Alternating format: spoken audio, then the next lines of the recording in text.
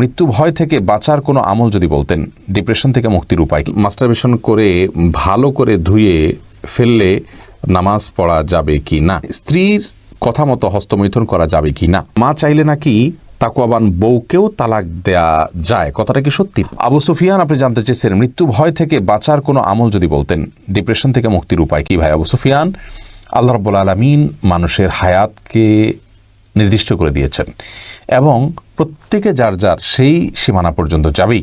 বিধায় অযাচিত কোনো মৃত্যুর ভয় থেকে বাঁচার জন্য আমরা সাবধানতা অবলম্বন করব, কিন্তু আমাদের বিশ্বাস থাকবে যে আল্লাহ রাব্বুল আলামিন আমাদেরকে হায়াত শেষ করার আগ পর্যন্ত 1 সেকেন্ড বাকি থাকতেও আমাদের মৃত্যু হবে না। বিধায় নিজেকে সে সমস্ত আয়াতগুলোর প্রতি সেগুলোর বিশ্বাস নিজের মধ্যে বাড়াতে হবে, বদ্ধমূল করতে হবে, সেগুলো বিশেষ করে পাঠ করতে হবে।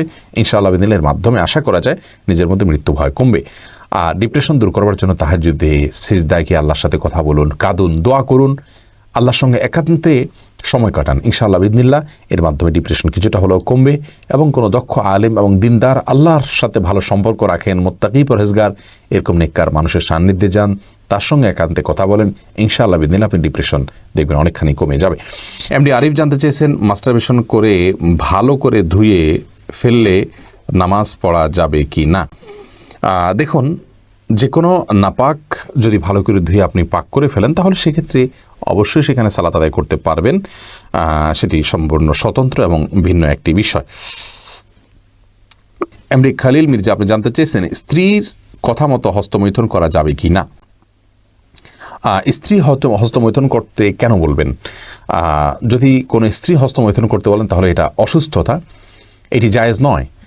কোরআনে কারিমে আল্লাহ বলেছেন যে মানুষের যৌন চাহিদাকে চরিতার্থ করবার জন্য আল্লাহ বৈধ যে পথ রেখেছেন, স্বামী স্ত্রীর যে মিলনের পথ রেখেছেন, এবং বৈধ পথ ছাড়া অন্য কোনো উপায়ে যদি কেউ তার যৌন চাহিদাকে চরিতার্থ করে, আল্লাহ তাআলা বলেছেন ফাউলাইকামুল আদুন, তারা সীমা লঙ্ঘনকারী। সূরা মুমিনুনের শুরুর দিকের আয়াত থেকে বোঝা গেল যে হাত দিয়ে যদি কেউ বীর্যপাত করে তাহলে সে সীমা লঙ্ঘনকারী, কারণ এটি কোনো সুস্থ বা স্বাভাবিক পদ্ধতি নয়।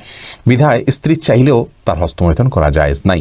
হ্যাঁ, যদি কেউ এমন কোনো জায়গায় এমন কোনো কঠিন সিচুয়েশনের মধ্যে পড়ে গেছেন, যে এমন পরিবেশে আছেন যে এখানে তিনি তার যৌন চাহিদা যদি তিনি কোনোভাবে অবদমন না করেন তাহলে জিনায় লিপ্ত হয়ে যাবেন, তাহলে সেক্ষেত্রে কোনো কোনো ফকিগণ ওই ব্যক্তির জন্য ওই সময়ে হস্তমৈথুনকে জায়েজ বলেছেন। আর স্ত্রীর হাত ব্যবহার করে হস্তমৈথুনকে অনেক উলামা ইকরাম জায়েজ বলেছেন, যদি মাসিকের কারণে বা অন্য কারণে স্ত্রীর সহবাস না করতে পারে এবং না করতে পারার কারণে গুনাহে লিপ্ত হয়ে যাওয়ার আশঙ্কা থাকে সেই ক্ষেত্রে। বাকি স্ত্রীর নির্দেশে স্বামী নিজে হস্তমৈথুন করা কোনো অবস্থাতে জায়েজ নয়।